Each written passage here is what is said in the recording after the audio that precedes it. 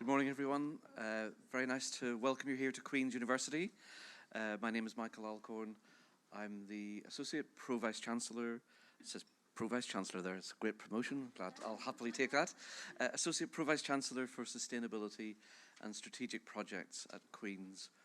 But my background is actually in music, as some of you will know. And when I took up this role a number of years ago, my feeling of imposter syndrome was very high. But actually I realized coming in with the disciplinary background that I have, maybe I have something interesting to offer. And indeed today, perhaps is a manifestation of that. A way of showing what the arts can contribute to one of our biggest challenges of our lifetime.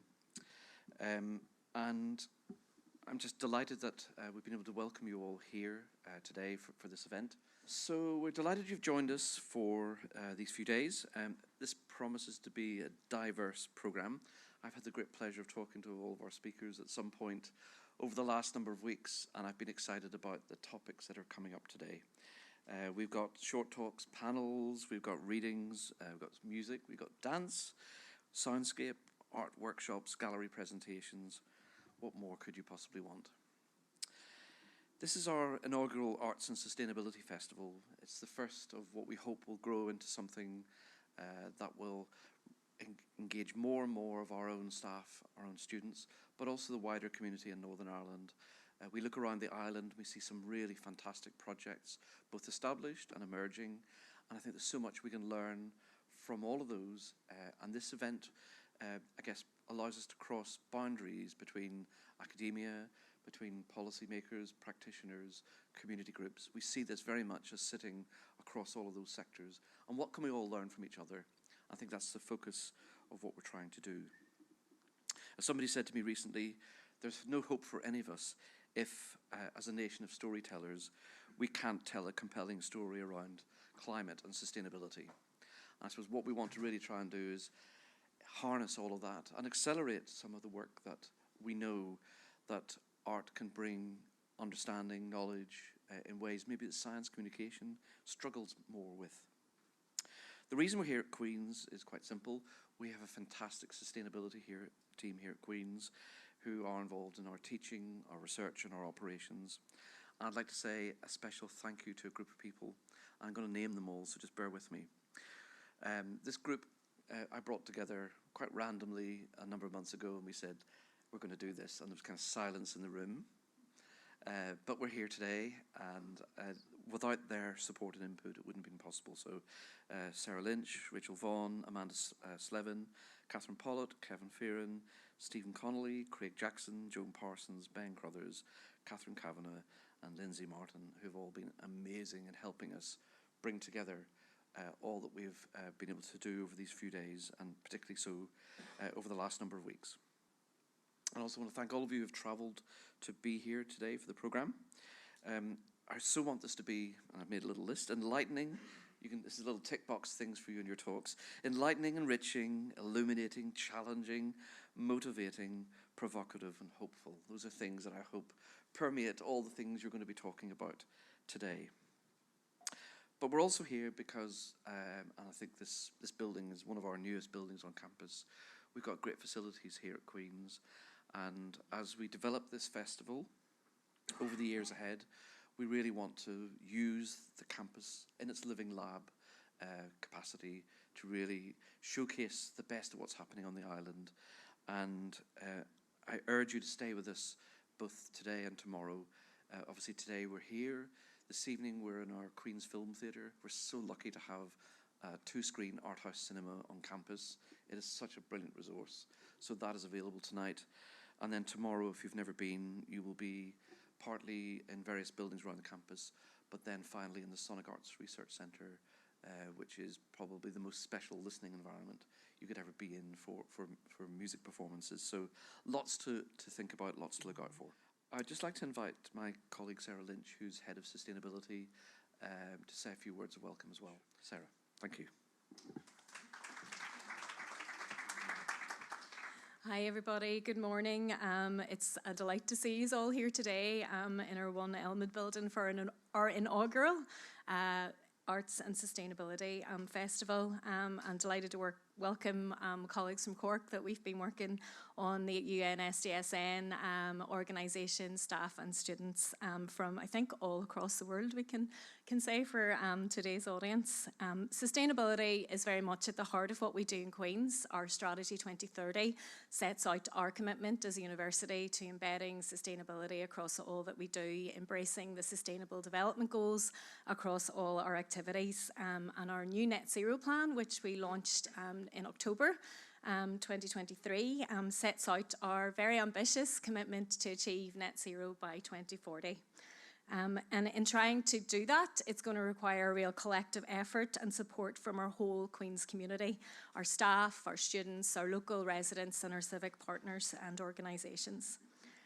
And in doing that, we want to ensure that we integrate climate action and sustainability into all that we are doing, including how we manage our students, our staff, and take care of them, oversight of our research, our outreach activities, and in the buildings, in the infrastructure and the operation of what we do, as well as through engagement, like these events with our internal and external stakeholders.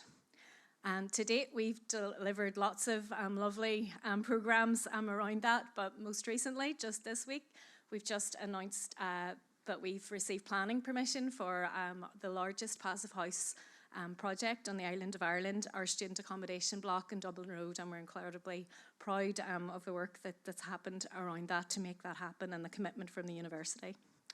But finding solutions to climate change and sustainability and creating that pathway to a cleaner, more sustainable world really does require collective action. And this time last year, in partnership with University College Cork, we set up our UN SDSN Ireland network. And that's the first time a university has taken an all-Ireland approach to looking at solutions for the Sustainable Development Goals. And a key focus of that is building partnerships to find the solutions through research, through collaboration, not just with universities, but with organisations across the island of Ireland.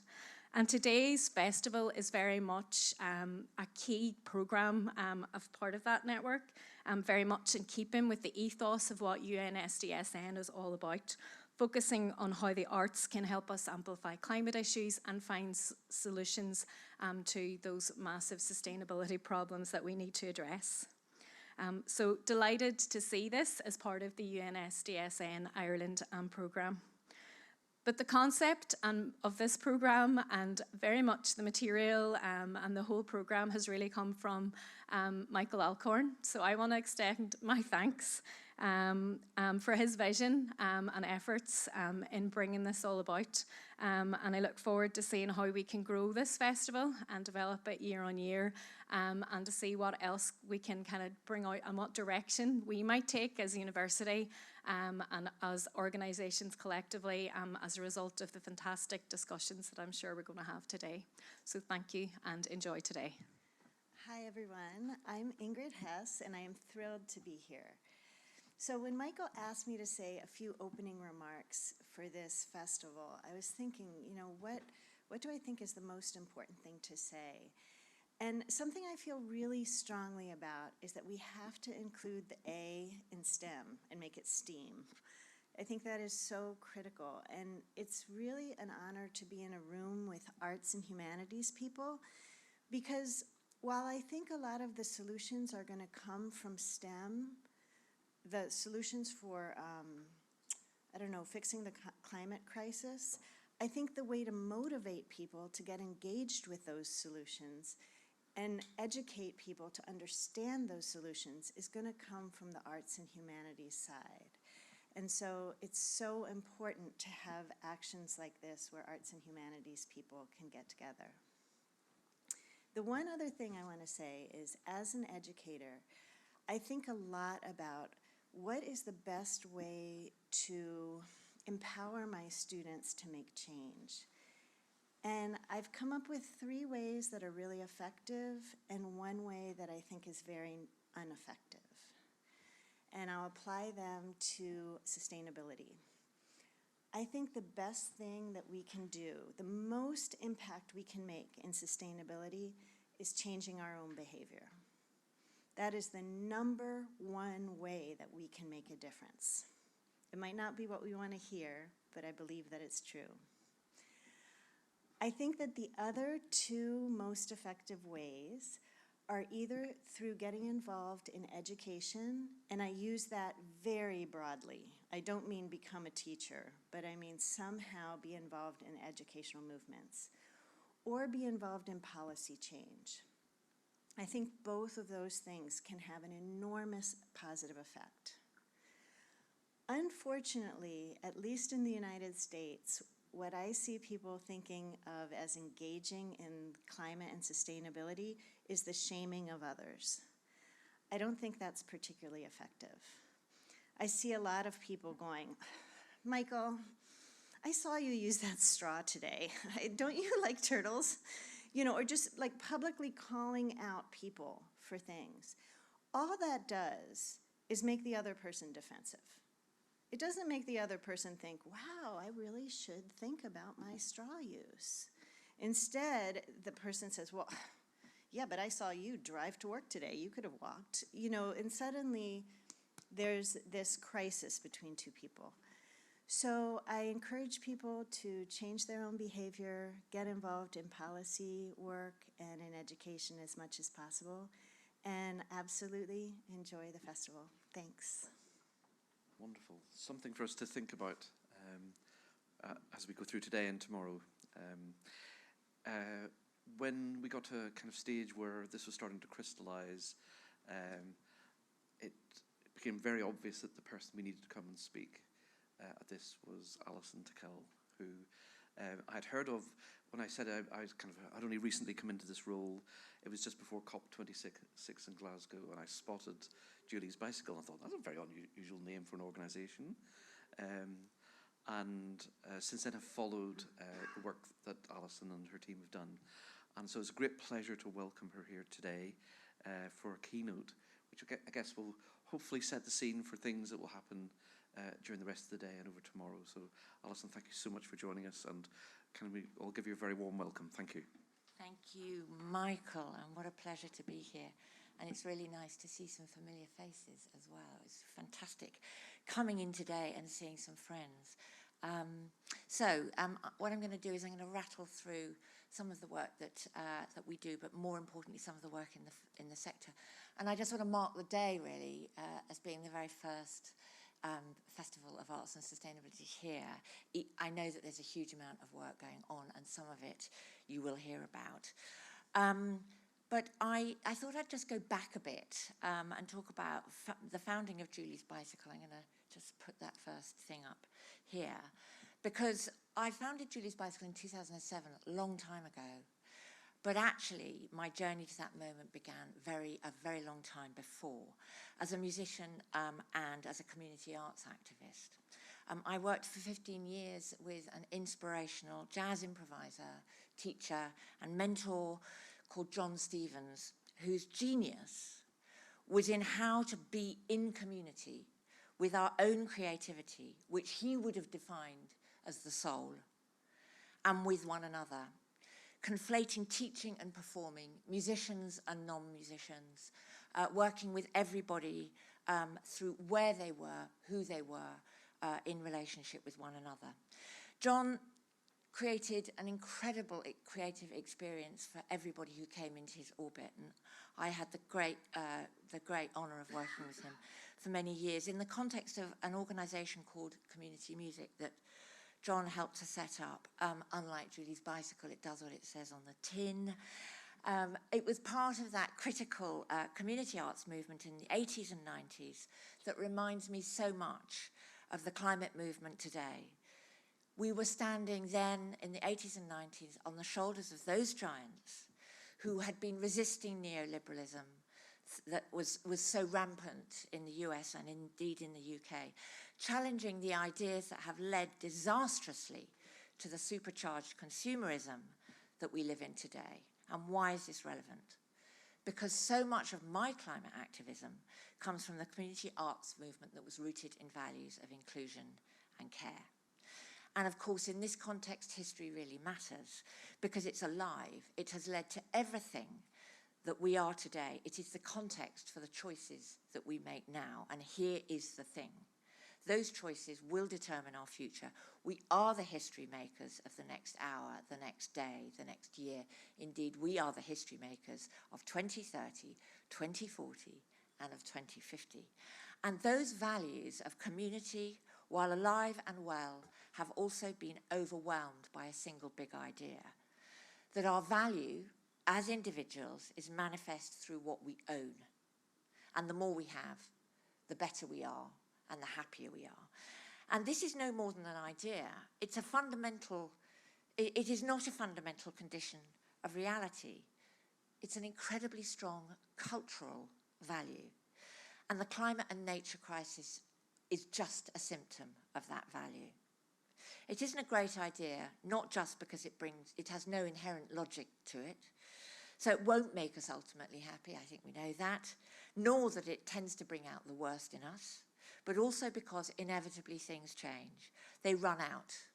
Earth systems are dynamic. They are deeply, profoundly interconnected. We have no real idea about how it is all going to work. Even with all our ingenuity, can we dare to say that we just don't really know what we're doing?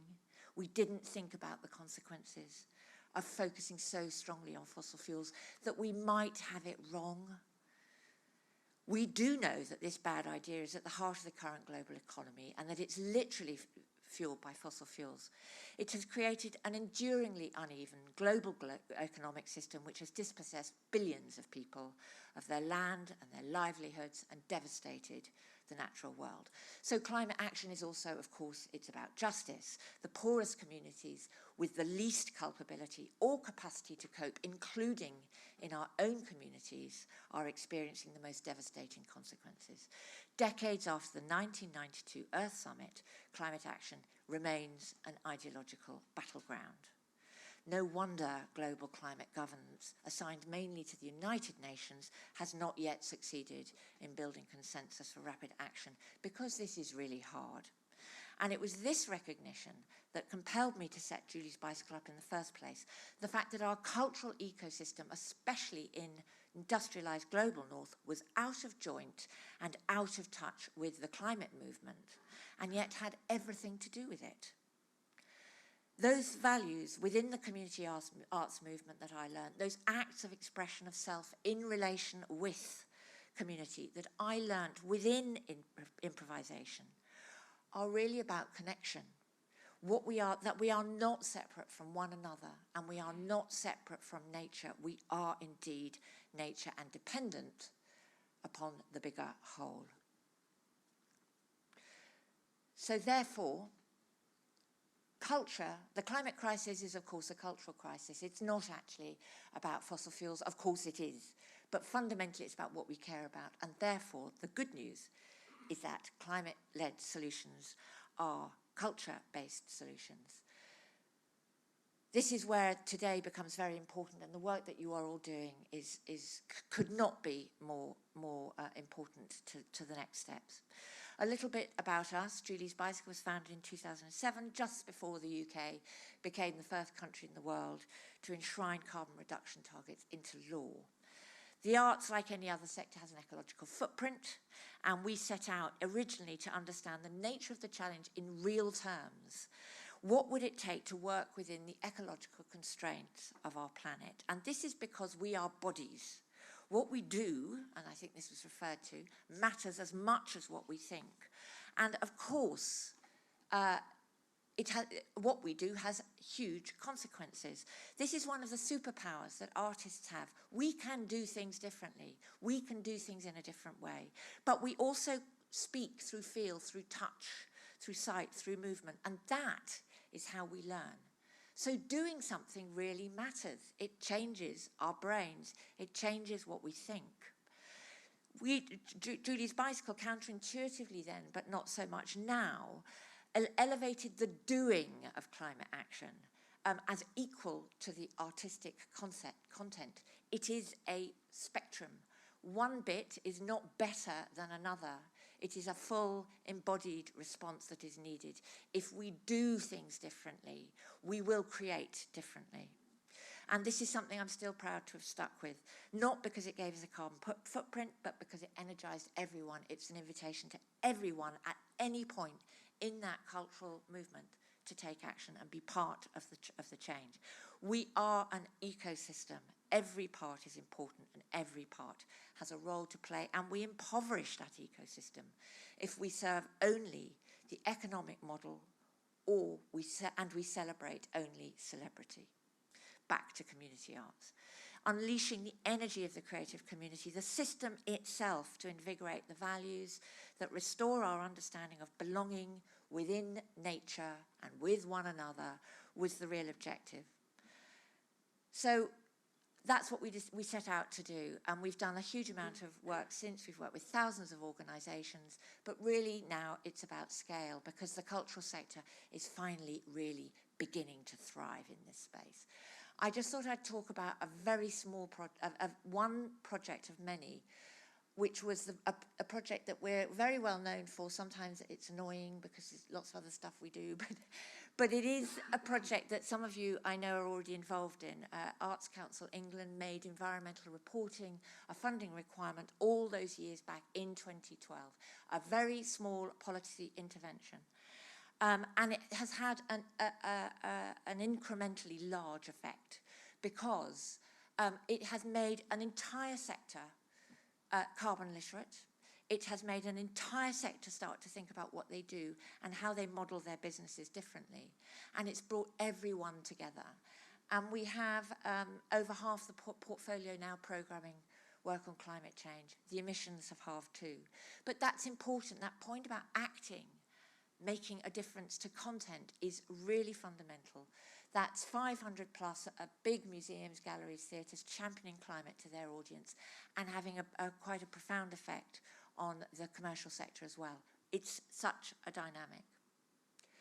So I was in Dublin on Wednesday with the fantastic team at Creative Ireland. Tania's in the audience, and there's some people who you will hear about later doing some work that I'm really, really enjoying. Because we're working with them.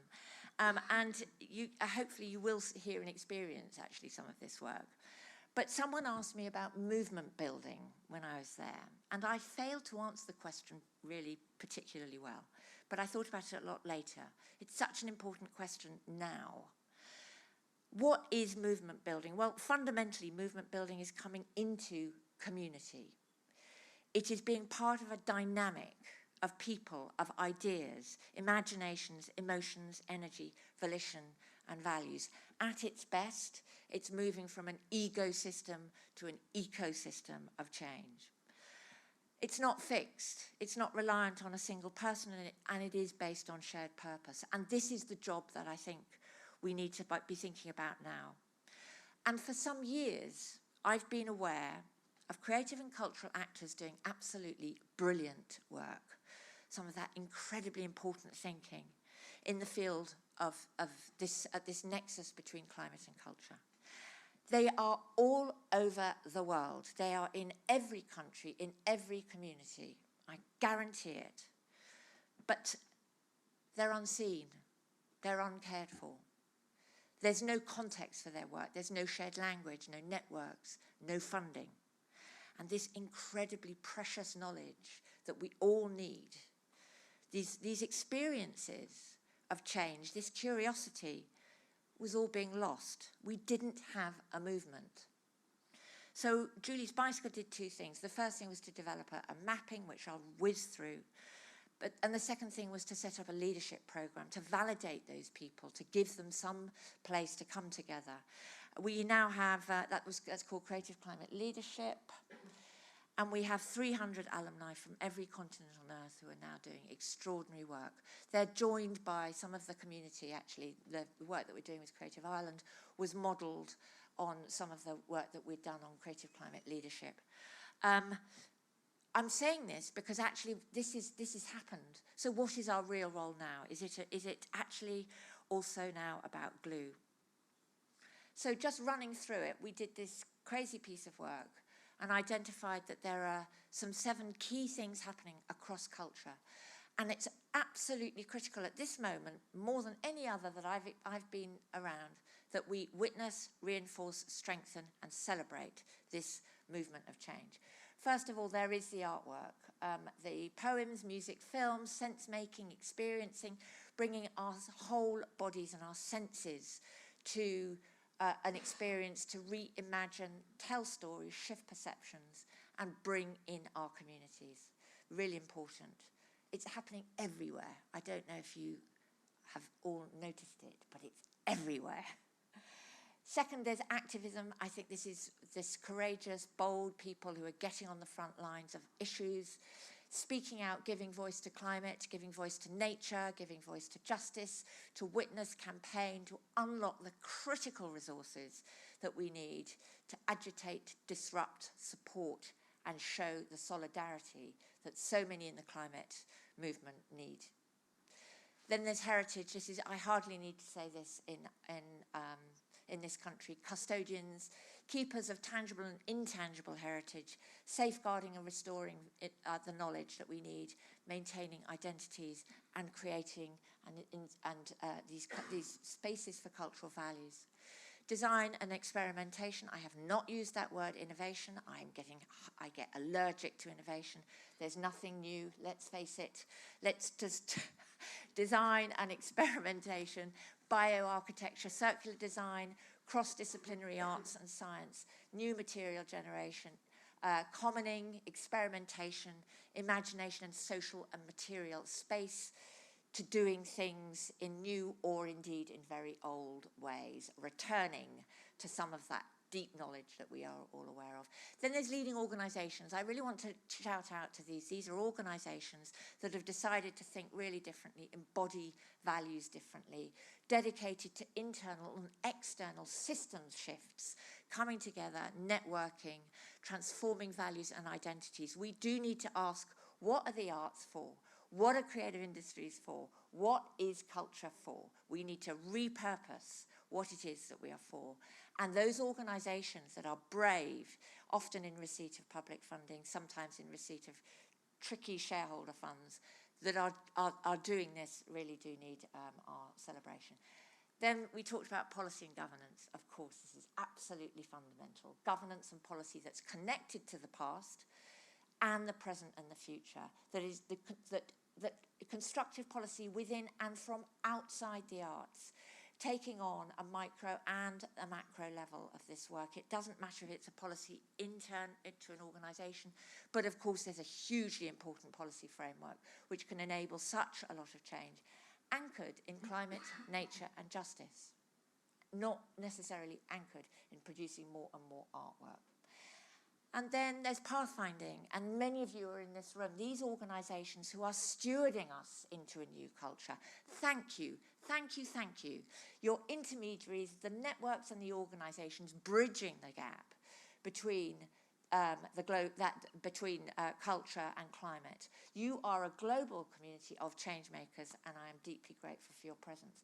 And one of the most important things, I think, is that underneath all of this, we go back to those values. What we're seeing is a really profound shift in what it is and how it is that we're doing the work that we're doing. Focused on collaboration, on community and connection, instead of this tired, dysfunctional assumption of competition and that we're all working against one another. The second is accountability. We do need to understand, first of all, what our environmental impacts are, and then the possibilities and the potential. We need to align ourselves to mitigation, the reduction of greenhouse gas emissions, and the reduction of waste. We need to adaptation. How can we adapt our work so that it is fit for a changing climate and all the consequences of that on our natural world and on our societies? And also curiosity. Let's find out where we are not doing things functionally and what we might do differently, that creativity that we can bring. So I'm just very briefly going to go through something, and then I'm going to finish up on the heart of this. At COP26, where Michael first came across this, we did a piece of work which was to look at cultural policy globally. And we found that of almost 200 cultural policies that we looked at, there was only one that talked about the Paris Climate Agreement and made a commitment to Paris. That absolutely baffled me. We had done a similar piece of work in 2014, partly funded actually by the Irish government, but I did think that something would have changed by then. It hadn't. The one policy was actually Argentina, but there wasn't a mechanism to make it work. This was phenomenal because all those policies mentioned inclusion, artistic freedoms, democratic space making. So we launched a campaign that some of you know about, and I hope you will be part of, which was really to start to bring culture in a meaningful way into the COP processes, the climate processes. Where culture was starting to power climate action, that would have a knock-on effect of cultural policy aligning to the Paris Climate Agreement in a different way. Because culture, and just to go back, heritage, arts, creative industries, between them, they represent everything that we think we are, what we value, how we feel, and how we taste make and lifestyle the world around us.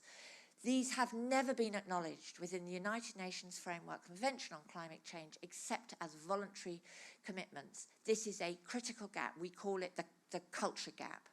And if we don't locate climate action in how people live and how they feel, we will fail, which is central to the work. So at COP27, working with a small team under the umbrella of the Climate Heritage Network, we managed to insert the words cultural heritage into the final implementation statement for COP.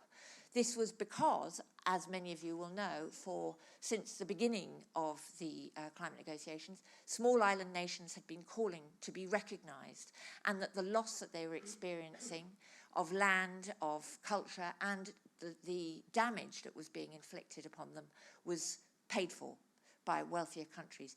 It was finally accepted at COP27, and within that context, cultural heritage was recognised, and it's also been recognised under the global goal for adaptation. So this is very exciting. We put out a call to action for the UAE COP, which was the last one, and within a really short space of time, we got thousands of people signing up. And what we did very much more interestingly at UAE was to start to get state parties, governments involved. The UK and Ireland are not yet on what is called a group of friends. It's a group of ministers of state who go to the UNFCCC, they go to the COP climate talks, and they say, we want you, UNFCCC, we want you to put culture into climate policy, bake it in a different way, so that actually we, as state parties, become answerable to the UNFCCC and to one another to make sure that cultural heritage, the arts, and creative industries are conforming to what needs to happen. So it's not a voluntary accord, it's a hardcore policy commitment. We got a huge response at COP last year, and so this year we've got a very ambitious programme, a 20-month-long advocacy campaign for the tabling of what's called a joint work decision, which would be a massive deep dive consultation on what culture can do for climate action. It's really exciting, and I'm inviting you to join it. So, the last thing. We are at this moment living between two realities. There's the one that speaks to most people, that it is impossible to address climate change. It's too late. There's so much evidence to tell us that it's all out of control. And it's not easy. Last year was the first year that the 1.5 temperature ceiling was breached, as you probably all know. That doesn't mean to say it will be breached forever, but it was breached. We're at the 10th month in a consecutive row of record breakers. That 1.5 breach, we know it's going to be a difficult world in which to live, which is why adapting to change is so critical now. This does mean huge stress. It means huge vulnerability. It means huge change. And we know that many ecosystems in this context are close to tipping points. We also know that half the population is going to the poles and that the trends are extremely worrying, the USA particularly. We know that the global economy is brittle, that there are wars in the Middle East, in Yemen, in several parts of Africa, in Ukraine. And this is really hard for young people especially. Reality looms so great that it steals the light away from another reality, which is less evident but no less true. We have made exponential progress in solar and wind technology, in hydrogen electrical vehicles. That it is fascinating for me that the finance sector, global finance sector, is, in spite of political backlash, still moving, not fast enough, but it is still moving towards a more responsible investment. Although they are under siege, they are staying the course, and this we don't hear very much about. It is fascinating to me that the fossil fuel companies, extraordinarily powerful, are so under threat that they are using the most vicious tactics, because which is tantamount to a recognition that they are absolutely clearly on the wrong side of history. And again, this is about movement building.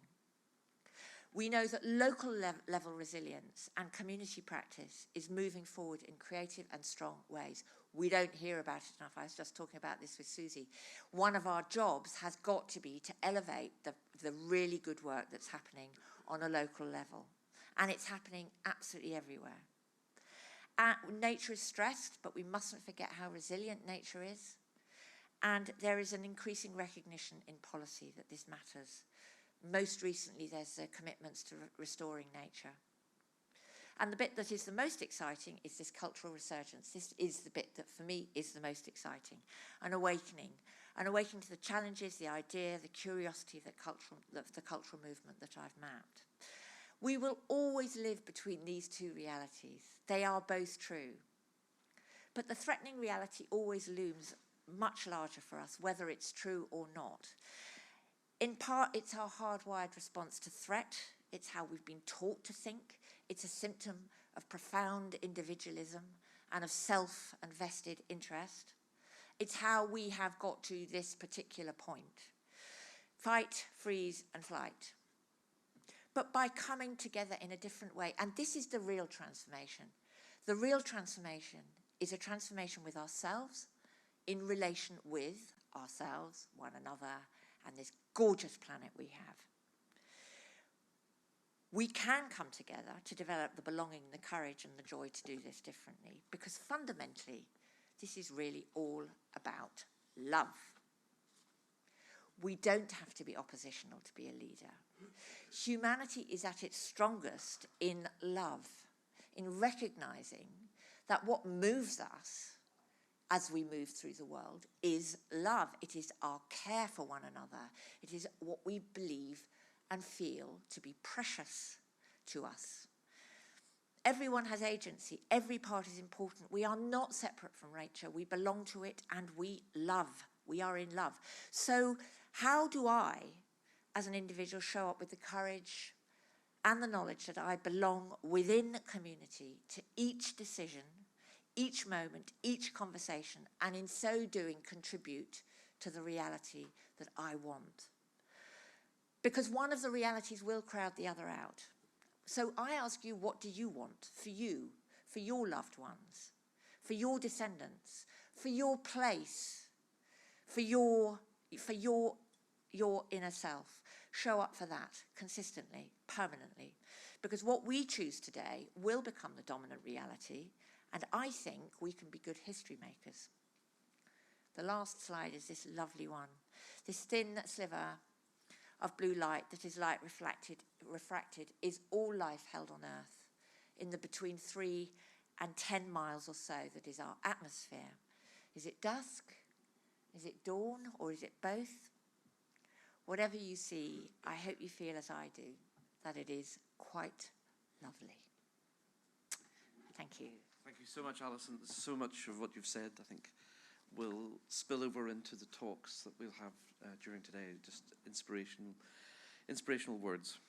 And we're bang on time, which is great. In our first session,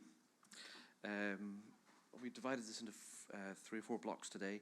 This first session is around policy, advocacy, and sectoral observations. And I'm going to announce all 3 speakers, and they will speak in 15-minute blocks, and then we'll have a bit of a panel discussion, which also includes Alison as well.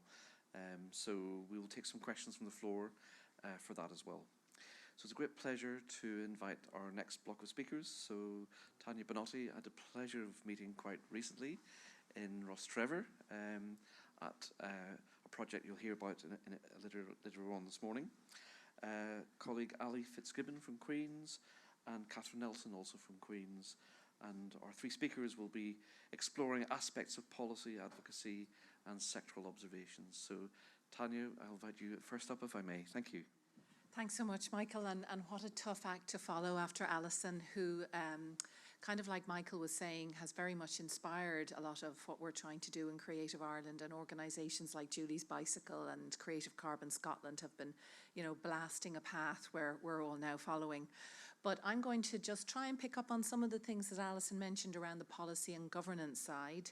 And I suppose tell you a little bit, you're going to be hearing about 2 smashing projects and maybe more in the day-to-day that we are supporting, and just some of the background to those decisions in terms of policy in the Republic of Ireland. So a little whistle-stop tour through what is Creative Ireland. We are an unusual government programme. We're time limited, so we'll be existing for the next 5 years. And basically it was a statement by the then government that our culture and creativity could play a role in public policy. And what that means is, instead of siloing arts and culture policy in the Ministry of the Arts, how can culture and creativity have a role in the Department of Education, in the Department of Justice, and in this instance in the Department of Environment, Climate and Communications. So, like Alison, we were very inspired by the Amitav Ghosh quote that the climate crisis is a crisis of culture and of the imagination. And I think all of us who work in Creative Ireland passionately believe that there is no area of government policy that cannot be improved by thinking about the role of arts, culture and creativity in that policy. And that's quite an ambitious task, and to Alison's point about the need for collaboration, that's something that we try and embody and live in how we work, but also how we struggle to try and get policy to work in the way that we want it to. But I suppose we have been lucky in that we've had 2 green ministers, one in culture and one in climate action in the Republic now for the last number of years. You'll see, I think, Eamon Ryan there down with our Dingle Farmers project. So we started back in 2021 and we put out a call for solutions. We sort of asked the arts and wider creative community how we could put their talents and magic to use, really, in an instrumental way. And I suppose I will be honest and say initially it was kind of a hunch. We knew what Julie's Bicycle was doing and what Ben Scotland was doing, and we'd heard about the Netherlands, but we weren't quite sure. But to what we've been hearing earlier, it is about taking risks. So we took a risk and we kicked off, and we started with about 15 projects, and our little boat has grown to a cruise ship, and we're now at 41 projects. And I think that's because these projects have proved to be both imaginative, but probably more importantly, they've proved to really cut through and to show policymakers the powerful role that culture change, artists and the cultural sector can bring to this challenge. Because I'm sure this is also a challenge in Northern Ireland. How do we mobilise community action? And I don't know about you, but I don't want to go to another public meeting with just the same old suspects around some climate issue in my community. I have gone in the past and I meet the same people at every one of them. So we have got to widen our networks here. So we had some very broad themes, and we tried to, what you often do in policy making is try and tie your wishes and aims to another government department's wishes and aims. And these were the aims of Minister Ryan's Climate Action Department around the Climate Action Plan, that there were broad themes that he was looking for in terms of community climate action. And again, we didn't think there's any area in those themes that artists and the cultural sector could not have a powerful impact on. And I suppose I should say that we take a very broad view around creativity. And in the project, some of which you'll hear about later, there is literally no creative practice that is not included. But I thought that I would focus on one or two that are perhaps a little bit more unusual. We have musicians, we have composers, painters, makers, filmmakers here in the audience, but I know that Alison talked about design, and I think Tom Jeffries I saw on the programme is talking, so I thought I would actually just focus a little bit on some of our design projects. But to say to you that we are using all of these creative practices in our projects, and they are projects which are targeting communities of place and communities of practice. So in this current round, we were inspired by the work of Burren Bio, and Brendan, who runs Burren Bio, took me aside a while back and said, "You've got it all wrong, Tania. You're not allowing the small community take-a-risk projects along with the more systemic." So we've tried to kind of have a little bit of light and shade. There are smaller projects and smaller budgets and smaller time-limited things, and then there are bigger two-year projects. And given that I'm here in Belfast, I think it's worth mentioning that because of the Taoiseach Shared Island initiatives, we have 3 projects, one of whom you'll hear about, which are really looking at, I mean, we are here in a university, there's a massive network of universities collaborating on climate research. I believe Mark Emerson and Climate Plus is going to be here. You know, those kind of funds dwarf anything we're doing. That's a €45 million project. You know, we would die in the cultural sector for those kind of budgets. But if we could match the research budgets that universities have, and they have an engagement, a public engagement obligation, we've got people who are fabulous at public engagement. Again, can we collaborate? Can we work together? So we have a number of different scales of projects. I'll throw up all our social handles at the end. You can follow them for updates. But to give you an example of the kind of range, some of them are very simple. These are very simple lines of light by 2 Finnish artists that we put at iconic locations at Spanish Arch in Galway and the Martello Tower in Dublin and in Wexford. But they are crucially informed by IPCC and Met-Éireann sea surge data. So we had the scientists in Trinity backing us 100%, so we can absolutely demonstrate how did we put the line there? How did it get there? What are we expecting sea surges in Galway to be? And it was mind-blowing, the impact it had in Galway. The city manager now wants it as a permanent artwork.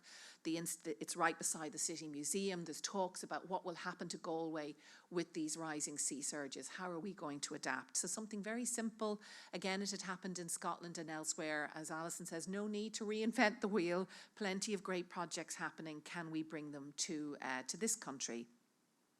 Similarly, being in a university, I thought it was worth mentioning the UCD project, which has won an EU Bauhaus Award, the first Irish project to win an EU Bauhaus Award.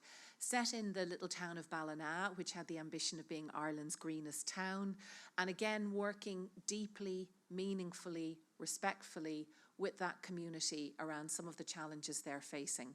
And we just think there's something incredibly powerful about bringing the talents of all the people that are working on the research side in universities, particular communities, artists and creative organisations, and community leaders. And that needs to be modelled. I mean, I suppose, to Alison's point, like, we need to model good practice as policymakers, as academics, as researchers. And I'll talk about what that has meant for us, because that has been challenging, because we're going to have to change how we work if we want these projects to work well. But in supporting the first 15, we learned a lot. And we learnt by going and visiting these projects. This is another lovely project based down in Dingle. The woman in the centre is Lisa. She's a farmer and an artist. And these are some of the farmers that she worked with for a year. And we were really surprised at how the farmers came on board with this. You know, these would be guys who, you know, wouldn't be hanging out with artists too often. And they were up for it. And I suppose it was about finding the right artist to work with them. But I get quite emotional when I think about going down to that community, and sure, the farmers were in tears. We were all in tears at the end of the project, what Lisa brought to that project, how she changed their lives.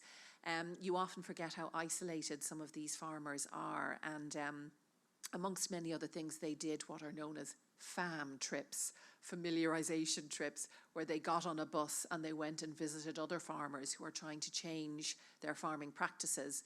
But with Lisa as the kind of the glue in all of that, she went and she drew on their farms, she filmed on their farms, and we learned as policymakers that the power that is, and how you have to get out of the way to help make those things happen.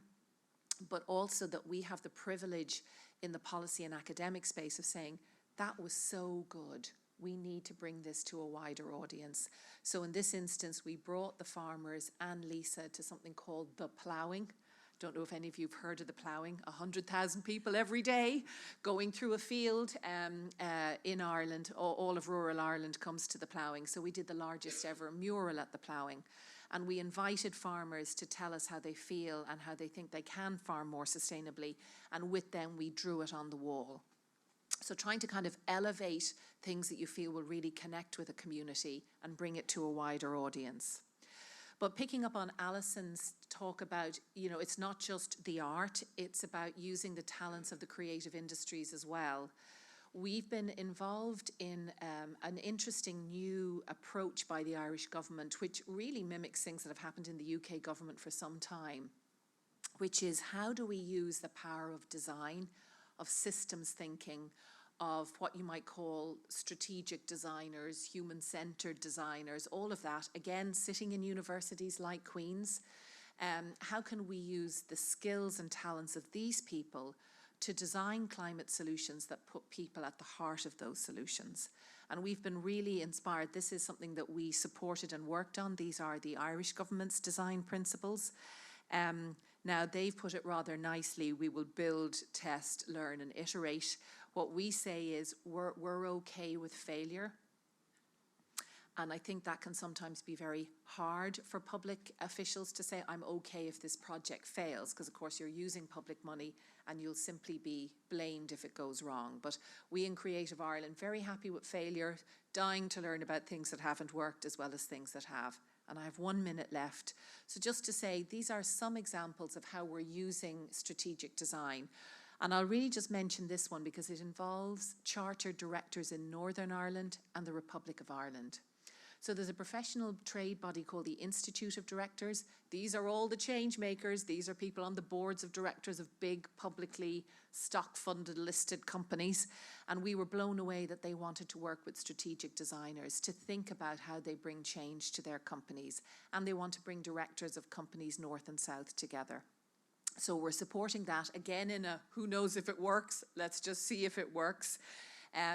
So I will skip that and just say these are wonderful projects. You're going to hear about some of them. We're very much interested in partnering, in seeing if any of these projects want to partner with anybody else. We have a very broad programme in Creative Ireland. Our work on climate action is just one, but it is interconnected with a massive programme of work we have called Creative Communities at a local level, where we're supporting a lot of different creative activities, all free of charge and all based on the Irish government's belief that participating in creative activities contributes to our well-being, individual and community. So thank you very much. My name's Ali Fitzgibbon, and I stand here saying I'm a senior lecturer. I'm also a former performing arts producer and festival programmer. So Michael asked me to talk about kind of work I've been doing based on some work that I've been looking at around ethics and decision making. So how cultural organisations, artists and policy makers make ethical decisions. And I kind of looking at this in relation to sustainability, not as a moral judgment or as a kind of necessary thing, but as an ethical set of concerns that companies and artists had raised in previous research I'd been doing. So It says sustainability in cultural policy, but because this is still a work in progress, I've actually changed it since then to sustainability in arts policy. But just to tell you a little bit, so what I've been doing is working on examining this situation, this context, looking very particularly at arts policy, so Arts Council Northern Ireland, Arts Council in the Republic, and it's mobilised by this idea that if we are sitting in a cultural ecology, so if we are an interdependent set of systems, so individual organisations, lots of small enterprises, even the largest arts and cultural organisations are relatively small and very porous and fluid, and they partner with other organisations. We are sitting in an ecosystem, or people invoke the word ecosystem quite a lot when we talk about arts and cultural practice. So I started looking at, well, what does that mean when we situate that in relation to climate crisis in how we make culture and how we produce culture and how we affect systems change. So I looked at all the policy documents that had come out of Arts Councils North and South from 2015, from the Paris Treaty up until 2023. And over the last number of years, I've been part of a series of roundtable discussions with mainly performing arts network organisations, trade bodies, to look at concerns of artist mobility, shared concerns about the future, shared concerns about what we do to affect change. And this is in a shared island context, but what I'm going to talk about is just how difficult it can be to get into these kinds of global systems changes when you're sitting on an island that in itself is kind of not necessarily seeing itself or behaving like a single island. So I'm kind of rattling through this very quickly, but the practitioners I spoke to, and we sat in these group meetings, we kind of shared our concerns and we shared where we're sitting, and it's very interesting to hear kind of Alison's keynote and where that sits at kind of a global level. And what was very interesting to me was how much the concern of the cultural organisations was on the interdependency of their own islands. So the fact that you could not get away from the fact that we were standing on an island that in itself was two jurisdictions, that had a third jurisdiction governing the global relationship, the nation level relationship with the kind of Paris Treaty. So what they were really concerned with was how we look at self-sufficiency and how we look at questions of sustainability of cultural practices as living cultural heritages. So I suppose concerned with things like performing arts as a live form. They were very, very concerned with how we actually continue to make any form of work in an island-based nation which cannot actually survive, thinking about kind of livelihoods and finances. So the recognition that there was an interdependency of islands, an interdependency of regions between North and South, an interdependency of the need to go through one island to get to mainland Europe, the fact that many of the toolkits, the proliferation of toolkits and checklists and resources and handbooks that were being made available to these communities very often situated things around shifting practices towards what were much more available to kind of mainland Europe, you know, using different kinds of road systems, using public transport systems, most of which were not available because of the bodies of water that we are surrounded by. So these were daily concerns. They could not survive. A colleague in Queen's, Professor Aoife McGrath, who works in dance, talks about the fact that if one hopes to have a future dance community or dance practice on this island, one cannot do it because there is no way to train people in dance at third level, and there's no way to actually have a sustainable workforce in dance. Therefore, there's inevitably some need to move around. And these were daily concerns that they were looking at alongside how they played a role in global citizenship and how they were part of these major movements of climate action. So there were daily occurrences of thinking about livelihood and practice and functioning alongside these big kind of giant concerns. And there was, in various points, kind of these kind of existential crises. Well, what is it we do? What should we do first? What should we do second? How do we respond and how do we do it together? And very often what they talked about was the fact that as live forms, they were missing this transient economy, that people worked between organizations. So while one organization might be very actively pursuing a global environmental agenda, they might the next day be working with other organizations who didn't, and they didn't necessarily feel that those concerns were heard or seen in larger policy discussions.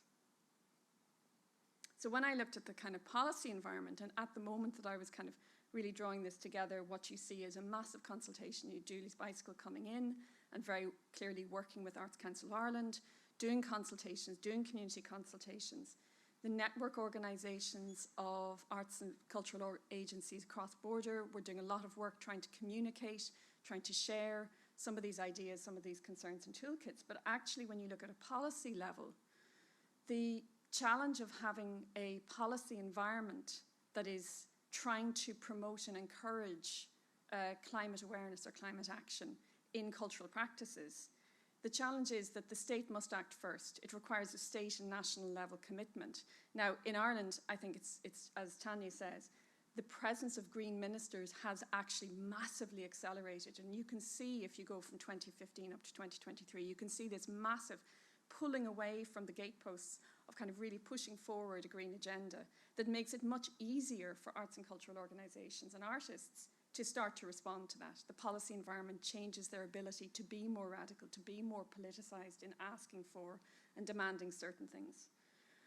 However, where that is not the case, so in Northern Ireland, where this period 2015 to 2023 has had suspensions and collapses of the Assembly, and where climate action has been largely politically loaded, it's seen as an agenda of the left, it's seen as something that is in some ways suspicious, and I commend Amanda Slevin and the Centre for Sustainability, Equality and Climate Action and colleagues within that who've done so much work to point out in their recent documentary Act Now just how challenging it is to try and bring forward environmental legislation and bills in Northern Ireland.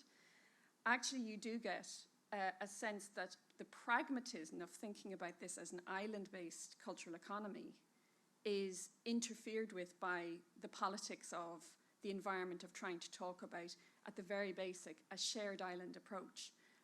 It gets in the way. And this became a direct kind of, this has a direct relationship with what these practitioners were sharing with us, this difficulty of trying to work, this difficulty of even just basic things like crossing borders post-Brexit was interfering with their ability to practice a different type of cultural production that was greener, that was more sustainable, that was more future-oriented.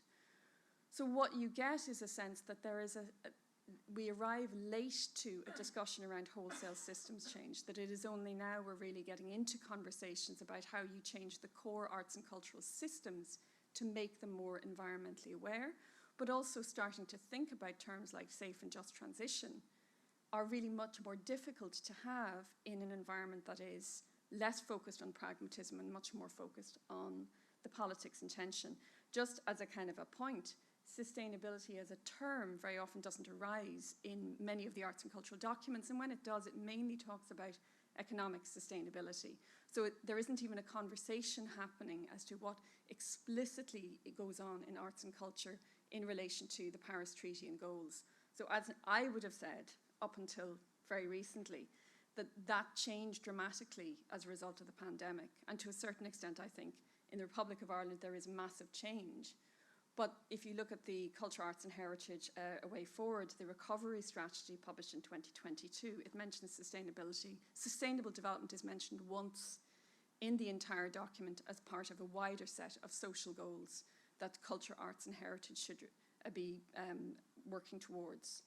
And by contrast, if you look at this other document here, which is looking at an all-island measurement of progress, arts, culture and heritage are not mentioned once at all, which I find quite shocking. So in terms of the bigger picture, what's coming out for me, and this is, I'm hoping we can kind of unpack a bit more in the panel discussion, is that actually even what this has raised for me is that even questioning the idea of what does sustainability mean, if it's constantly moved towards an economic discussion of whether arts and culture will survive and how it survives on this island, actually implicitly means that we're not having a conversation of what we actually mean by sustainability, how we actually think about things like artistic livelihoods, artistic practices that are unique to the island, resource consumption in producing those practices, thinking about ourselves as interdependent with other islands and other parts of the world. The very question of what we mean when we talk about development and the fact that our two principal arts funding bodies are still arts development agencies is implicitly a growth model. It's implicitly still feeding an idea that getting bigger and getting more widespread is better, which if we look at kind of the underlying kind of capitalist agenda and maybe look at kind of critique it based on something like post-growth or degrowth, we're still operating the same language that we did before, but we're not actually really interrogating it. So what is it that we're doing if we're having an arts development agency? What are we developing? And how do we affect systems change when we're still using the same models? I'll jump down to this question of policy contradictions.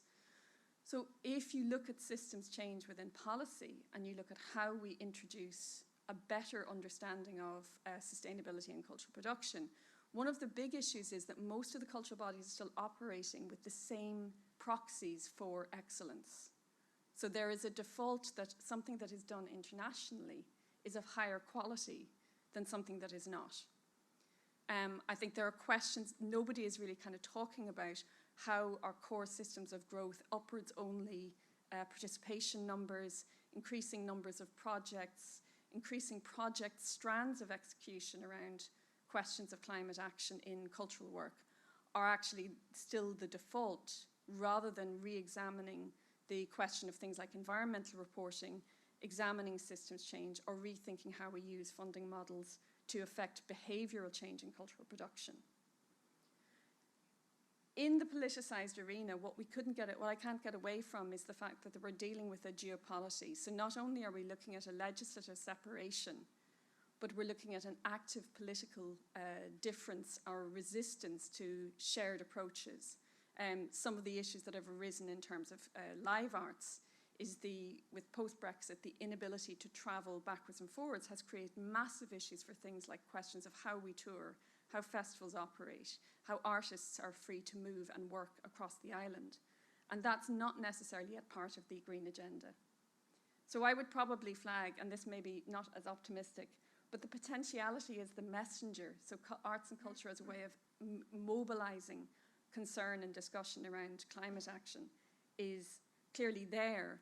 But if you look from 2015 forward, you very rarely see anybody fully realizing it. The Creative Ireland projects are brilliant. I think they're fantastic. But I would really like to see how we think about these as systems change in terms of the arts and cultural system itself.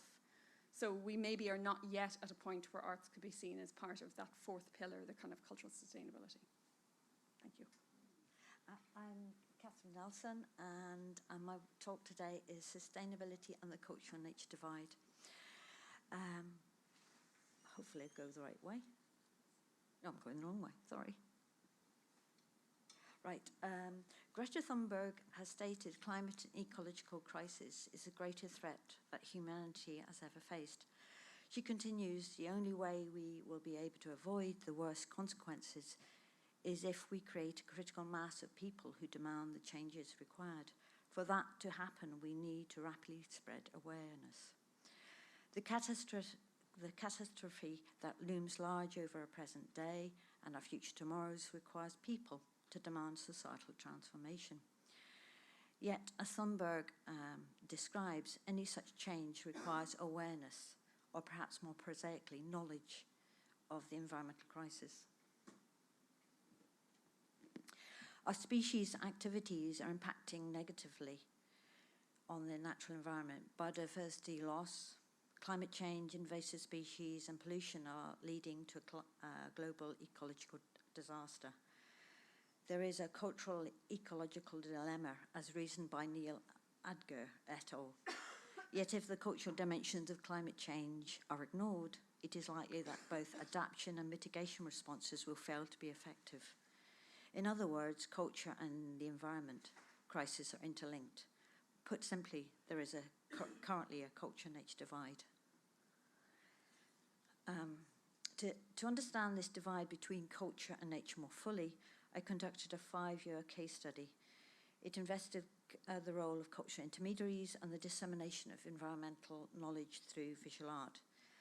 The intermediaries are defined as curators, arts managers, and visual arts funders. They are considered the gatekeepers and tastemakers of culture and are influential in cultural proliferation. The study explored the Northern Irish visual arts sector. The study was transdisciplinary, interweaving theories from different disciplines, including constructivism, experiential learning, cultural theories, moral disengagement, and social sculpture. It has been argued by Julie Thompson-Klein that the transdisciplinary approach has changed disciplinary boundaries and is addressing tasks located at the limits of outmoded academic structures. She states that a new transdisciplinary attitude is needed as the world edges ever closer to environmental disaster. 3 participatory groups took part in the case study, semi-structured interviews. In group 1, there was 10 visual artists. In group 2, there were 10 cultural intermediaries. And in group 3, there were 10 ecologists. The third group, the ecologists were outside of the case, but provided reference points pertaining to effective environmental knowledge. One of the main results was the impact of the participants' lived experience and their constructed pattern of early life, and how this influenced their current appreciation of the natural world. This concept provided a theoretical link to constructivism, but it is also significantly explored how artists, ecologists, and cultural intermediaries are emotionally and or physically linked to their early environment. For example, Aoife, an artist, describes her rural childhood experience. I live in a village, but visiting friends that lived in the countryside as well would have just run through the fields all day. That's my kind of strongest childhood memories. Whereas cultural intermediary Charlotte grew up on the edge of a town. And as she describes, I suppose I spent a lot of time looking at the sky. This limited description of her urban life experience is perhaps softened when she reflects. I had a very happy childhood, and I had read a lot, and just sort of having freedom, walking around, looking at things. And later in the transcript, she explains, I did a lot of drawing and painting, while the childhood of the ecologist, Ewan, provides an example of a coastal environmental experience. The entire coastline of the harbour would be silver with sprout. You can see it from miles away, and they'd be followed by mackerel. And I remember going down as a kid, catching mackerel in plastic bags. They were that abundant. You just go down, pick them up, and put them in bags, and they'd be followed by dolphin and tuna, and doing stuff like that. That's all gone. They don't exist anymore. These descriptive examples of rural, urban, and coastal and childhood environments highlight the diversity of the participants' lived experience. Moreover, the impact of Aoife's, Charlotte's, and Ewan's childhood environments can be seen in their later life. For instance, Aoife's childhood often narrates the natural environment. And in this extract, also her interest in protecting the environment. She explains, I think at home I was brought up to kind of think environmentally. My diet already was eating vegan, and in general my entire life I was trying to make good decisions. And then I was like, oh, but my painting practice, even the stuff that I painted was nature related, environmental related, but I started to question the materials that I was using, and if it was responsible or not for me to be using those materials, and that question, and that kind of led me down to natural dyes and natural inks. Whereas Charlotte, when young, had an interest in spending time looking at the urban space. Her visual observation has developed in her curatorial practice and how she approaches and supports the audience interaction with visual art in her gallery. It's really teaching them how to look and enjoy looking, and realizing that they can look and see as much as anybody else can. And really, the subject comes much later. Then they start maybe thinking about things sometimes, oh, that reminds me about that painting. And you're just making those connections. Last thing you want to do is to tell them what to see or what to do, While Owen's coastal and childhood environment experience and his interest in marine life is clearly seen in his research. I guess what I'm doing with my group is relating to a species called the flapper skate, which is a critically endangered type of skate, which is like the cousin of a shark, which is a very large animal that was very common in our waters.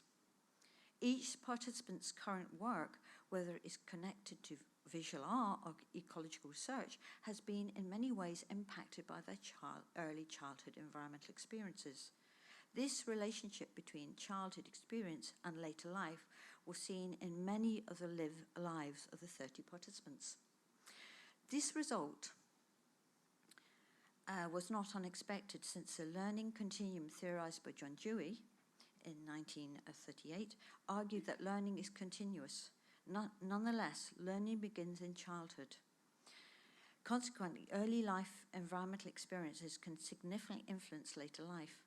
This, as previously mentioned, was seen within the lives of the participants.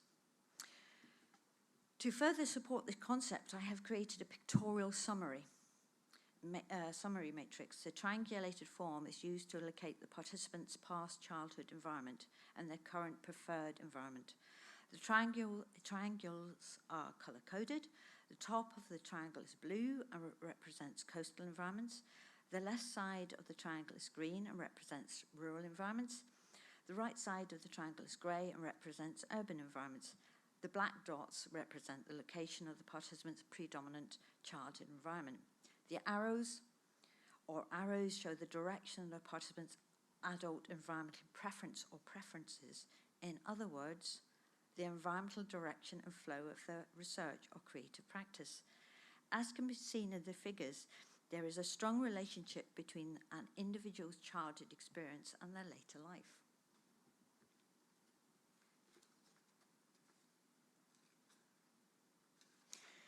This finding provided me with a postulate which states a person's early environmental constructs, whether they are social or environmental, impacts on their commitment to that environment, which in turn affects how they protect or exploit it.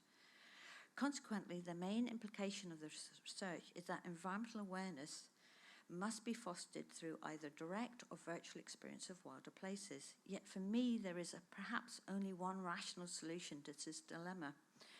Our cities and cultural places, they must themselves become green. Trees, flowers, insects, and even animals must be welcomed back into urban streets and given space to survive.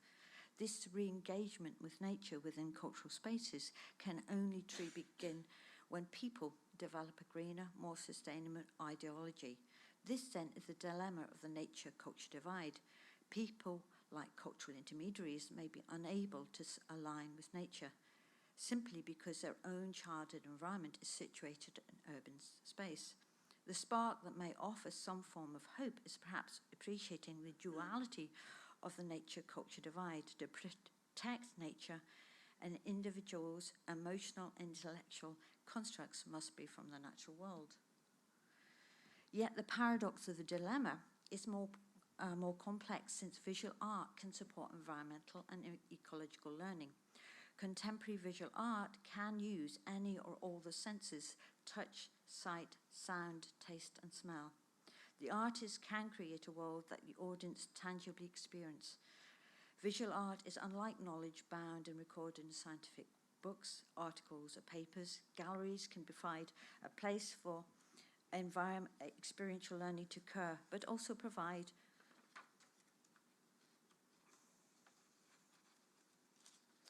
platform for an individual to construct and reformulate past knowledge into a continuum of active, inventive thought. So, why isn't this creative revolution happening? Unfortunately, there has been limited visual art narrating the natural environment within the galleries of Northern Ireland. For instance, from 2017 to 2021, there were 264 exhibitions in the study's participating galleries, with 7 exhibitions concerned with climate change, 3 exhibitions influenced by the Anthropocene, and 9 exhibitions having an ecological narrative. Consequently, it can be argued that ecological knowledge dissemination through visual art is extremely limited within Northern Ireland's publicly funded visual art sector. I believe this is particularly problematic given the culture-nature divide that is so influential in the ecological crisis. Nevertheless, Given cultural funding and creator support, it is highly likely that new and emerging artists would be willing to incorporate ecological knowledge into their work. This is very likely if they themselves are somehow exposed to such environmental information. Perhaps they could collaborate with ecologists, have rurally based residencies, joint eco-art conferences, and during their visual art degrees be educated in some ecological theories. Yet, significantly, unlike ecologists, artists often tackle issues emotionally. This influences how their audience relates to the information offered in their art. Consequently, the viewer may become psychologically involved in the narration and become part of the environmental discourse rather than separate from it.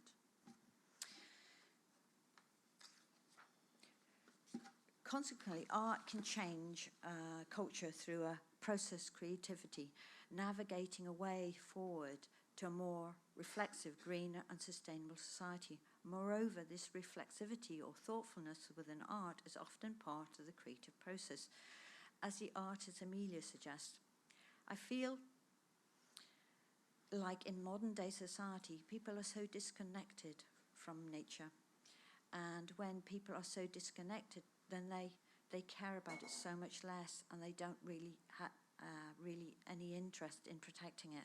And through my work, I try and create spaces in which people can appreciate the intricacies in the form of nature, and just to try and slow down, really looking at it, and then hopefully feel a sense of calm. Amelia's extract illustrates her belief that art can help individuals learn and perceive the world differently. Amelia's belief in the power of art to help change perceptions is seen in her affirmation that art can assist with a person's reflexivity, helping them to perhaps appreciate the natural world more. This idea was echoed by many of the artists and some of the cultural intermediaries that I spoke to during the study. Finally, I would like to again quote Amelia. I feel like artists, you know, they open your mind and make you see things in a different way. Here is perhaps a way forward out of the quagmire of ecological collapse, using creativity to view the world differently. At its most courageous, visual art may be able to produce a cultural murmuration where we as a species change direction, twisting and turning together towards a greener, more sustainable world. Thank you very much for listening. I was going to start off with, I guess, something that Ali said, which I thought was a really interesting point of departure. And it kind of resonates with discussions we often have about the impact of things. Is it the case that there's a legacy of counting bums on seats for things, whereas really what we should be looking at is the profound impact that things might have on people? So maybe our systems, the many things are still kind of looking at scale rather than the ways things impact on their communities. Is that still the case? Do you want me? Well, Well, I think my view, and this is coming from a practice background, is that the reality of bums on seats for anybody who's thinking about live arts is just, there is a reality to it in that you can't not be counting it.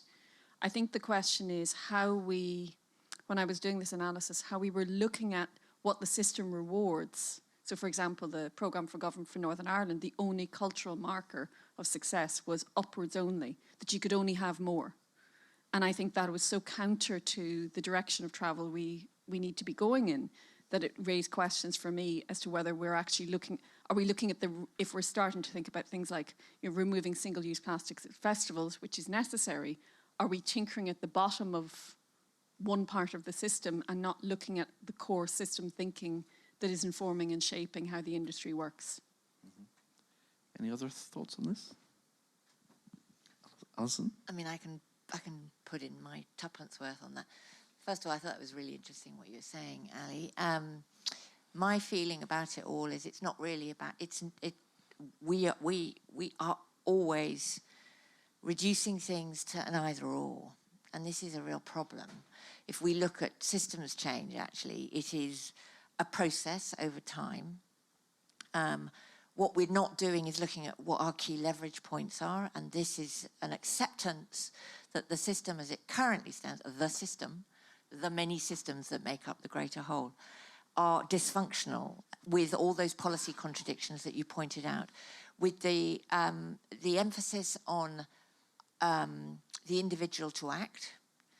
There's too much of that, because that's an abnegation of responsibility. And crucially, the inequalities and the justice issues in our cultural sector, whereas you pointed out really well, the burden of responsibility is lying with those most vulnerable. And this is just another reflection of a continuous pattern where those with the least, i.e. freelancers and individual artists, are bearing the brunt of a system failure that actually needs to be taken to a much more logical place. But I would also say that one of the things I feel really strongly about actually is that if we are going to movement build, nothing is too small. You know, that if a festival does put some support into single-use plastic elimination, then that is something that really does need to scale. It's also very important. Plastic lasts for thousands of years. So, but you know, so going back to this movement building, and I think the question that we have to ask ourselves is, how can we stretch at every single point in that? What is stretch like? And what is, how can we speak up and out and challenge this status quo? Because otherwise it can become it can feel like you're just not doing enough. Tania, you mentioned about modelling good practice. Is that part of, I guess, the thing that will help us, I guess, break away from those old models of how we measure success and all of this? I don't know, Michael, but I know that if we're not, as the policymakers, trying to model what we would like to see in the world, then we're asking an awful lot of artists and community groups to do it. So when I thought back to how Julie's Bicycle had done the climate leadership, we thought we'd really like to bring people together for 3 days in a beautiful place to for them to focus on their projects. That wouldn't be something that a government department normally does, and there was certainly a certain amount of resistance to it. You know, it should be given in money to projects. Why are we spending funds on a residential? But you either kind of believe that bringing people together, breaking bread, listening to performances, walking in the grounds, hearing the talks, that's what we want them in turn to try and model in the world. So yes, I think it is challenging for policymakers to change how they work. But I suppose the only difference I would say to Alison is I think it is about, yes, there's systems change, but oftentimes you go to meetings of community groups and they're like, well, the state needs to be changing the grid and where's the wind energy and I can't do anything and I'm like, absolutely, system change, and you know, the state needs to pull the levers of those big things. But speed and urgency here, we also need to be doing our own. So I'm keen that people don't kind of go, I can't take individual action because I'm a freelance artist and my income is precarious. Really, the state needs to change the energy systems, but both are needed. I suppose that's, I guess, what we're trying to say. Both are needed, and we as policymakers need to do the big systems change, and we need to model the change we would like individuals to make. Okay. Kathryn, in your presentation, and Ali as well, I think you described Northern Ireland as a laggard. And I think just the number of, you know, exhibitions that you've seen, I mean, do you feel that's replicated across other art forms as well? Well, because my study was only looking at visual art, unfortunately, I didn't look at any others. But the visual art, it's very, very poor, really. It's very poor. And I think if you realise that, you can do something about it. But if you don't realise that, then you can't. Ali, would you say that it is the case? Yeah, and I think I totally take. I'm kind of thinking about Tania's point that nobody can absolve themselves. We can't possibly. We must wait for the state to do things. I think that it is impossible. I mean, I borrow Laggard, and I do take it from the Act Now documentary, which I would really recommend. I'm just laughing at the back. but it's about 40 minutes long, and it gives you a really clear understanding of what the environment is, the policy environment. What I would say that is very distinct in Northern Ireland in this arena is that the whole discussion of a just transition and how artists speak of it and speak out about it and how public bodies are able to name it is an absolute loaded political dice. And I think there is a kind of, I personally think that there is a kind of a tacit political censorship of arts and culture in Northern Ireland. I think that there is a real drive not to be too political. I think artists self-censor a lot, and I think that's across the board. I don't think it's unique to any one art form. I think it's very, very hard to call out social injustice through arts practices here. And I think that it is a growing problem because it's then very hard to have open conversations about the solutions that we collectively find.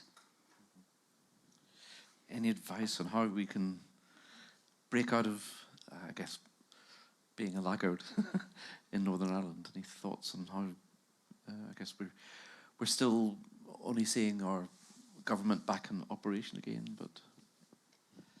I mean, I don't know how Alison feels, but I always feel coming up here very conscious that we are in a very privileged position south of the border, that the arts and cultural sector has never had so much public money, and when we come up here to meet our friends and partners, it's such a sad tale. And you know, I wouldn't want to give the impression that we're the rich aunts and uncles coming up, you know, things are all great for us, things are really awful for you, but I just suppose to acknowledge just we do know just how dreadful things are from a funding perspective, so it's kind of hard to think about bigger things when you can't put bread on the table. I suppose that's just to straight up acknowledge that's a risk, that we're in a very lucky position in terms of cultural funding on the other side.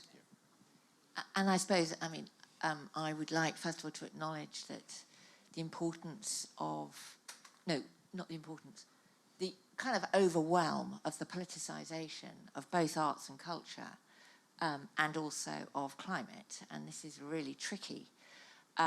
In the UK, as we know, there are increasing constraints on freedom of expression and freedom of movement. And the arts have always been, well, culture has always been an instrument of ideas, which I talked about earlier, and it is no different now. It is for me personally, I find it incredibly alarming what's happened to the ability for culture to speak truth to power, and also for climate to be unpolitical. And fundamentally, it needs to not be political in order that people don't bring the fear in. So I really acknowledge that. I'm really hoping desperately that things change. I think it's hard for everybody, and particularly here. I just want to pick up on laggard as a word, which is such an awful word. I'm pretty sure you're not laggards. You know, for a start, there's no wholesale laggardry or whatever the word is for that. In this room. You know, I'm really curious about what you're saying about visual artists, because I was chatting to a colleague recently who's an artistic director who said we don't produce plays on climate change, and every play we do is on climate change. So there's a kind of conceptual thing here. When you intend to do stuff on climate, it can actually often be awful. It can be terrible. How many people want to see polar bears again? But actually, so much work now is about it. So I'm sure you're not laggards. I'm sure you're not laggards. Banish that idea. The UK had a Climate Change Act in 2008, and again, this speaks to your point, Ali, that policies matter. And Ireland's incredible sort of movement into this, because of the political context and state leadership that's supporting it. We would not be here had we not had Ed Miliband as Environment Minister in 2008, who is married to a musician and got it. So that is a really... We might have time for one question from the floor, if anybody. Okay, 2 or 3. I would like to know whether, especially Creative Island, has projects. Oh, sorry. I would like to know whether Creative Island especially has projects focused on children in schools. Children have amazing imagination. They are our future. They are the future of the results of climate change, but they're also the future of their personal behavior, their family behavior, and their social behavior, both in art and in environmental actions in the future. Will we take a few questions together, Michael? So we'll take a couple of questions. So that's an interesting one. Second question from anybody?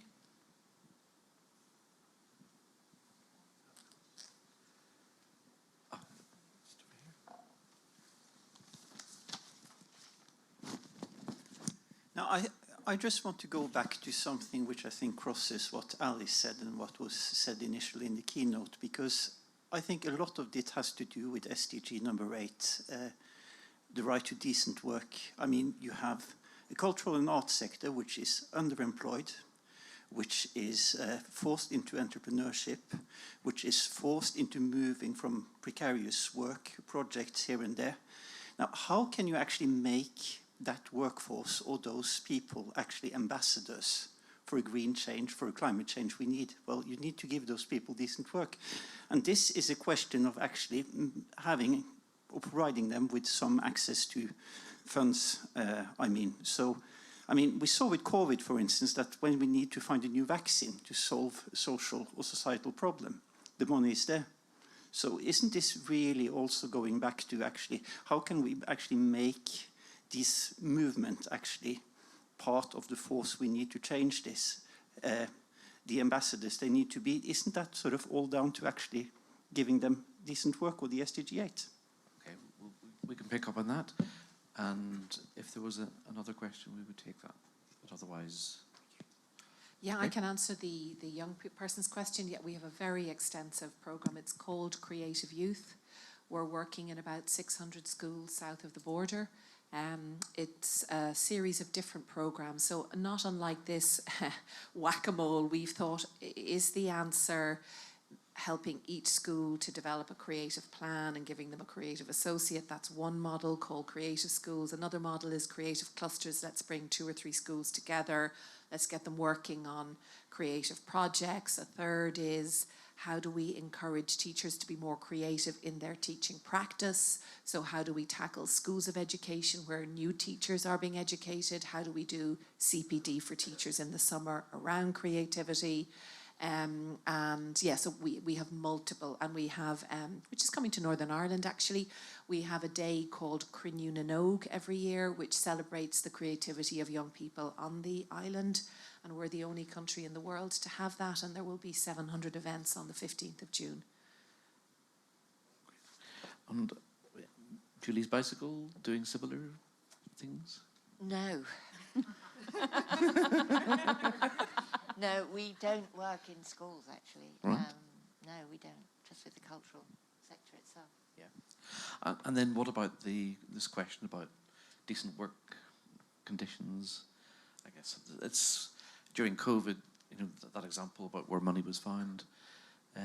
Thoughts on how Maybe we should thoughts in the audience on that. I mean, although people talk about the basic income pilot of giving a couple of thousand artists a basic income, and that while that's very innovative, I think we would all say we don't want anybody to be on the basic income. That's the floor, not the minimum. But there is a lot of focus obviously on living and working conditions for artists, workspaces, basic income. So you're right, being able to make a living is a critical base condition before anything else. But you use the words before we can make artists kind of get involved in this. I mean, I think we would probably all say there are many people who are self-identifying who are saying, notwithstanding my precarious income, I really, really want to get involved in this. So we're not finding any resistance on our side anyway with artists who, notwithstanding precarious income, want to do it. But I completely agree, we have to have decent incomes for our artists, 100%. You can't do anything if you can't put bread on the table. No, I just want to say something there. Isn't that really an explanation as to why you have less than 10% of visual arts exhibitions in Northern Ireland being concerned with ecological issues? Why you only have one sort of policy out of 200 where you talk about what I'm actually saying with this work is also part of putting focus on that, saying that this is the most important thing, this is what you should be concerned with. And here's some money, by the way, to actually make sure that you have the time and the space to actually do something about it. This was more what I was, where I was coming from. Yeah, okay. I would say it's quite difficult as well, because isn't it bringing two different sectors that are both massively underfunded? So I work as a freelance artist. I also work in an NGO here, and again, it's that short-term contract of like 9 months, a year, maybe 3 years if you're lucky, working on a project, bringing engagement into the environment. And then let's say you approach these NGOs who also have precarious work, and you try and put forward like a creative idea, and they are themselves stuck in a funding thing that is so limited that in a sense they can't take a chance on a creative approach to climate change, because they feel so restrained and limited, and that thing of failure and taking risks and things is something that the NGOs are reluctant to do, because they feel so limited in their own like job security and things like that. So I think it is a difficult thing to try and bring together two areas that are so underfunded. That's so precarious. I totally agree, and I think that's back to our point. We as policymakers need to do things differently. I've kind of recently joined a government department, and when I was a campaigner in the arts, we kept talking about multi-annual funding. It was the holy grail. But I think actually that is for the policy system to change. So I think you're talking about NGOs, like a lot of our colleagues in the Department of the Environment are saying we need community action. I mean, yeah, but everybody's doing that voluntarily on top of trying to make a living. Like, that has to be paid for, and it has to be. So it is up to the system to go, we will. Now, I don't think, given budgets and the state of the world, that we will probably ever get to 5-year funding. But I think we can force the policymakers to say no more 1 year, minimum of 2, or something that gets to your point, because it's extremely hard to be a risk taker. Can I add to this, actually? And I'm very, very reluctant to start saying the funding is the problem. I agree that there are good reasons to think about multi-annual, the ability to forecast, to think ahead, to develop long-term, and to affect long-term systems change. You have to be able to think ahead on some level.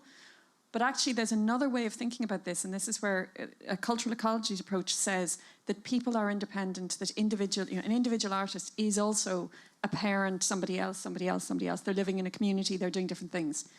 And having grown up in Cork during a period of high levels of community action by artists, some of which was conducted on a voluntary basis. So people had day jobs, or they had a job and they were an artist trying to scratch a living, but they had enough, I mean, maybe I'm being a bit rosy-glow, they had enough money that they were able to give their time voluntarily in a way that I think huge numbers of people who work in the non-profit and artistic sector can no longer do so, because they're scrabbling, because the base rate of how much one can generate in terms of revenue has gone down.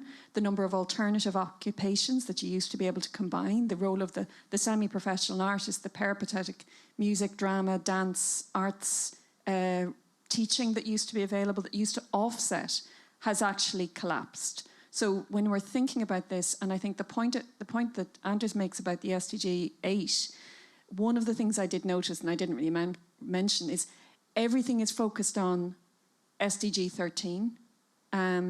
It all goes in that direction, and legitimately so, but that creates a privilege that says that there isn't a whole systems approach being taken. And so it's very easy to cherry pick, saying we'll do that, and we'll do projects about that, and we'll do climate action this, and we'll introduce special strands, and we'll mention it in our strategies, but we won't actually recognise that there are a whole load of other SDGs that are part of the same kind of action. And I think that's where we need to start thinking about what decent work means. We're out of time. If it's a very quick point, yes. So just does it not then suggest that the overall dominant paradigm or the economic framework that we're in is never going to deliver this, what we're talking about here? Is there something about thinking about partially about systems change at that level as well as the systems change? Yeah. That's going to have to be one for over coffee, I'm afraid. Can I just say a massive thank you to all of our panellists,